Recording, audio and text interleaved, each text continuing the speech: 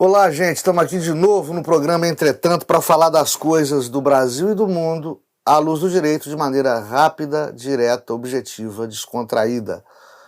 Hoje vamos falar de lockdown, de protestos, de confronto da população que quer ir para a rua com a população que quer ficar em casa, com as medidas questionáveis dos governos dos diversos entes federados brasileiros.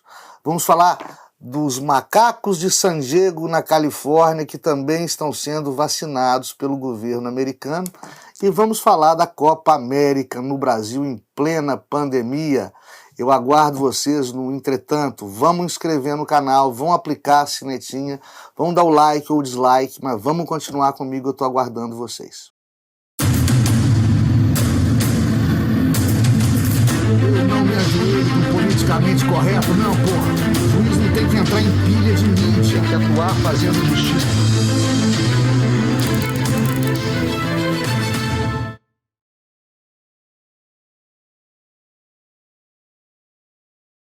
Gente, estamos aqui para, mais uma vez, falar das coisas do Brasil, do mundo à luz do direito, dessa maneira rápida, fácil, descontraída, objetiva. Tem muita gente protestando contra a pandemia, protestando contra as medidas de restrição à pandemia, protestando contra as medidas de distanciamento social que em alguns estados, municípios brasileiros estão recrudescendo, estão ficando mais rígidas, estão ficando mais rigorosas. Os governos, principalmente dos municípios, têm tomado para si a gestão das medidas de distanciamento social, das medidas de semi-lockdown, das medidas de restrição de ir e vir de pessoas, de funcionamento de estabelecimentos comerciais, de fábricas, até mesmo de indústrias, por conta de decisão do STF que disse da competência multifacetada, né, da competência concorrente de municípios, estados, unidades federativas e da União Federal. Por conta disso, está havendo confronto. Eu vou citar aqui Goiás, parece que em Recife. Na minha cidade de Araxá também teve um início de oposição às medidas de restrição. O que eu tenho para dizer para vocês nesse momento é o seguinte: o que nós mais precisamos dos gestores públicos e, por que não dizer, do próprio povo, da própria população? A gente precisa de serenidade. É o que está nos faltando. É como se você tivesse uma viagem de 1.000 quilômetros, cansativa, enfadonha, chata, insuportável, e você já andou 800, 900 quilômetros. Está perto de chegar, mas não chega. Está perto de chegar, mas não chega. Quem de nós não passou por isso já alguma vez na vida, em alguma dessas viagens longas, estafantes, morosas, inconvenientes, né? Nós estamos nessa parte final. É a parte que está chegando, mas não chega. Vai chegar. Eu tive com amigos esse final de semana, ele entrou em contato direto com amigos dele, com colegas dele, em determinado estado dos Estados Unidos, o estado de Connecticut, né? E vida normal, as pessoas nos restaurantes, nos bares, nas baladas, né? Lá 60%, 70% da população vacinada. Escolas já voltaram a funcionar há muito tempo, né? Pouco pararam nos Estados Unidos. Quando paravam, assim, parava uma semana, voltava. Parava uma semana, voltava. Mas voltava. O país, quando eu digo país, pelo amor de Deus, o Brasil ainda está dentre os países que eu reputo democráticos ocidentais. Não viramos republiqueta de bananas. Quando eu comparo, digo que o Brasil é dos países em que mais se interromperam aulas presenciais do mundo, eu estou falando do mundo civilizado, ocidental, democrático, tá, gente? Se vocês forem lá no Uzbequistão, no Butão, em Burundi, talvez vocês encontrem... Às vezes nem tem escola por lá, eu não sei, não quero ser preconceituoso com nenhum desses países. Nós estamos comparando o Brasil com os seus irmãos e vizinhos do mundo ocidental, que se dizem democráticos. O Brasil, por aqui, parou e está parado demais com aulas presenciais. Esse confronto é normal, está faltando serenidade, não é hora de desobediência civil. Não é hora de desordem civil. Muita gente questionando a polícia, os órgãos de fiscalização, porque estão sendo duros, estão agindo com rigor no cumprimento de deliberações dos municípios. O brasileiro tem que parar com essa mania.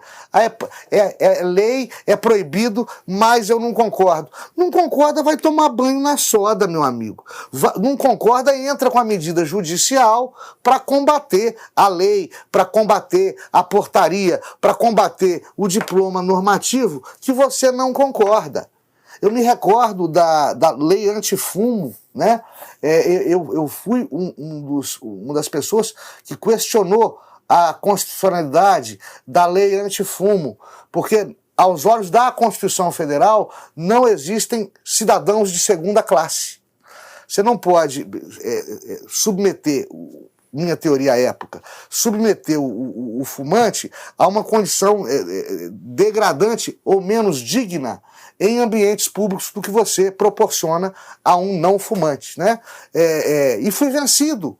Mas eu questionei, mas fui vencido. O jogo democrático. Agora você não pode, por conta do jogo democrático, por conta do ai, meus direitos, não seguir. Essa lei aqui, eu não gostei, ela não é boazinha, ela não é bonitinha, ela não é da minha preferência, não vou segui-la. Não é assim. Se há uma disposição legal, se há uma obrigação legal, se há uma portaria, se há uma lei, se há um decreto, você tem que seguir. Não concorda com ele, protesta pacificamente, né? Questiona na justiça a validade dele, né?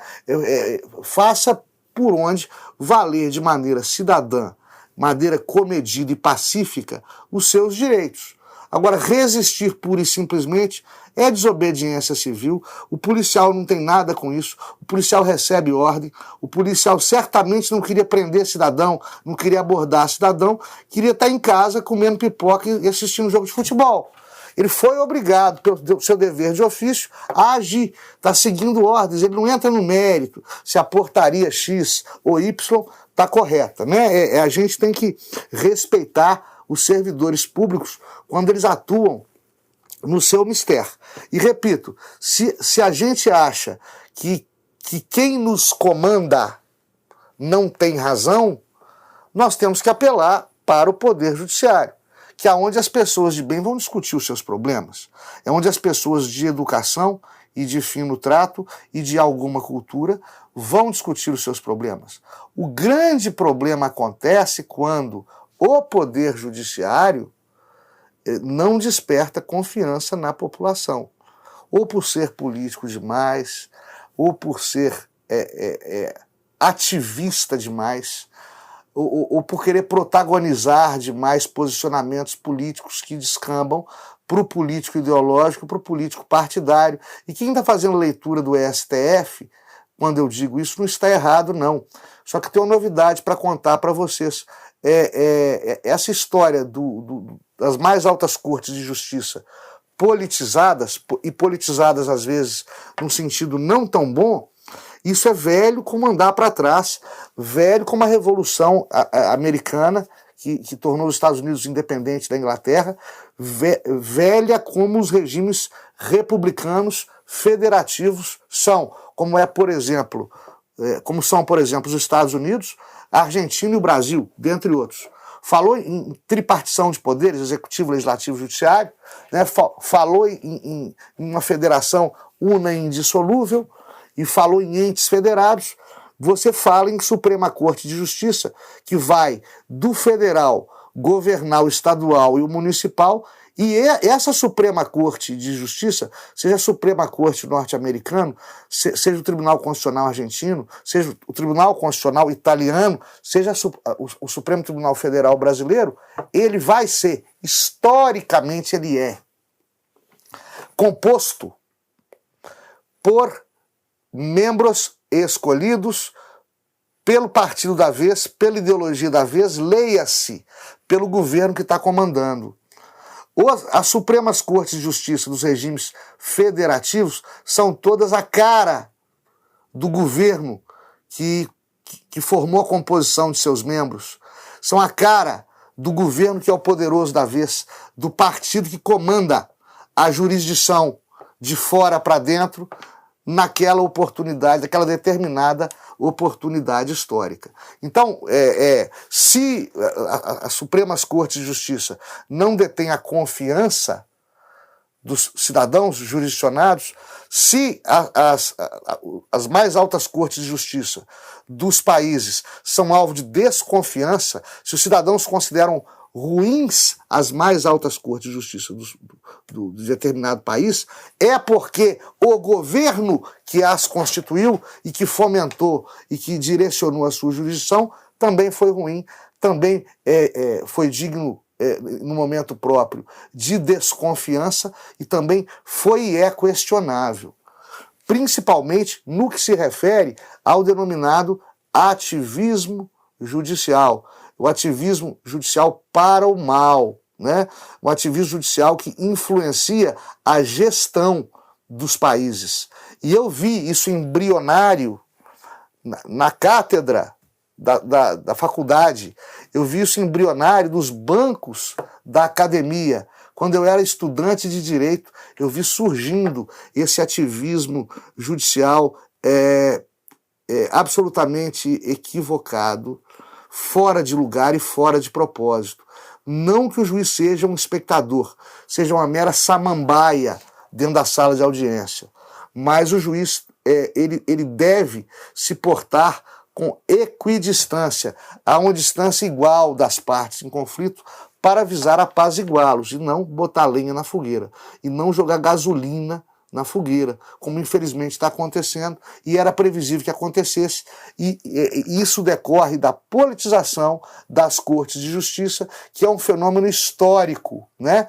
Quem quiser saber um pouquinho mais, tem um livro delicioso do então ministro do STF, Aliomar Baleiro, o baiano Aliomar Baleiro, um livro raro. Se encontrarem, saboreiem, tenham consigo a versão impressa, porque não tem a virtual, a digital disso aí. Não emprestem nem vendam, e guardem as 7 chaves. Livro raríssimo. O Supremo Tribunal Federal, esse desconhecido. Editora forense, autor, ministro Aliomar Baleiro. Lendo Baleiro, eu estava me recordando da figura, infelizmente, bastante comum, cada vez mais comum, do juiz Salomão e do juiz Pilatos, né?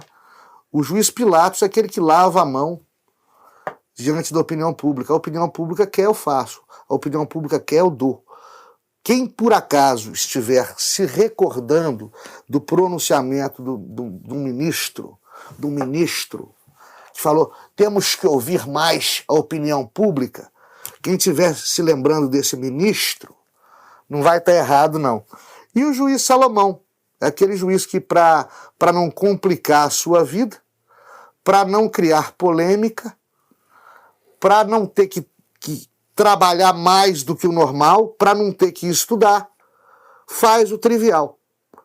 Para evitar o confronto, ao invés de decidir, eu vou dar um pouquinho para cada um, como fez Salomão, naquele episódio das 2 mulheres que disputavam a mesma criança, bíblico, que todo mundo se lembra e se recorda. Infelizmente, esses juízes Pilatos e Salomões foram forjados nos bancos de escola, por governos profundamente interessados em enfraquecer o poder judiciário. E, infelizmente, está dando no que está dando, né? Eu não vou falar mais de Covid, não. Esse vai ser o último programa sobre Covid. Só se a coisa degringolar demais, está ficando muito chato. Vou me limitar a dizer a vocês que o governo americano está vacinando macaco em San Diego, Califórnia. Eu achei que fosse por algum motivo ligado à proteção dos animais, a Sociedade Protetora dos Animais lá deles, mas não é isso. É porque existe uma tese de que o macaco também transmite o vírus da Covid para o homem. Então, por via das dúvidas, já que existe essa tese, o governo americano está vacinando macaco. Se cogitou, o governo Trump estava cogitando, sobrando vacina, né, doá-la aos países que estavam com a vacinação em atraso. Leia-se Brasil, com um atraso significativo aí, de novo, tinha melhorado, já piorou de novo, um atraso significativo na vacinação. Vamos ver se cumpre. Biden falou que ia cumprir, mas a gente está perdendo para macaco, fica difícil, né? A vacinação é tão importante, mas tão importante, que a cidade de Serrana, no estado de São Paulo, praticamente eliminou o vírus do seu dia a dia. Foi um projeto piloto, vacinaram 90% da população, hoje você não tem praticamente casos nenhum graves, principalmente de incidência de Covid-19 na cidade. E esse é o Brasil do futuro. Serrana, somos nós amanhã. Lembra do efeito Orloff? Serrana, somos nós amanhã, se tudo der certo. Tá acabando, gente.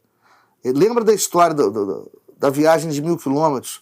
Estamos no finalzinho. Vamos sofrer um pouquinho mais. Vai dar problema, né? Mas vamos tentar manter a serenidade, a calma. Vamos entender que as pessoas certas ou erradas estão dando o seu melhor, né? Estão dando o seu melhor. E não adianta desobediência civil nessa hora.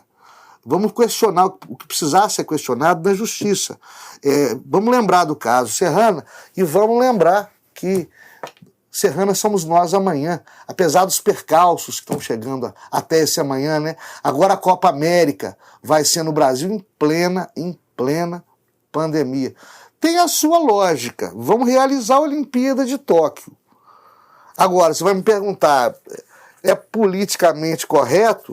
É claro que não.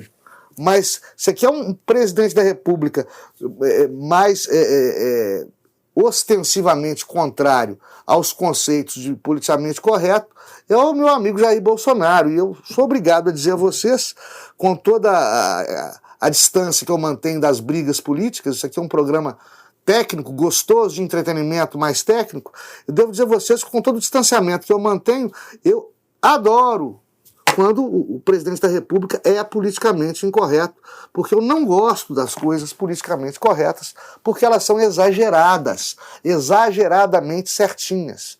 Só que Copa América durante a pandemia vai aglomerar gente. Aí depois não adianta fechar a escola. Concorda comigo? Fica meio dicotômico isso aí. E como é que você vai sustentar para pai de aluno, para professor, para a sociedade em geral? Olha, você não pode ter aula não, Joãozinho. Olha, papai do Juquinha, você não pode levar seu filho para aula não, por causa da pandemia, mas pode ter Copa América. Como é que você justifica isso? Eu só espero que a Copa América não seja para Bolsonaro o que a Copa das Confederações foi para Dilma Rousseff. Se bem que o Bolsonaro é muito mais esperto, muito mais inteligente que a Dilma foi, né?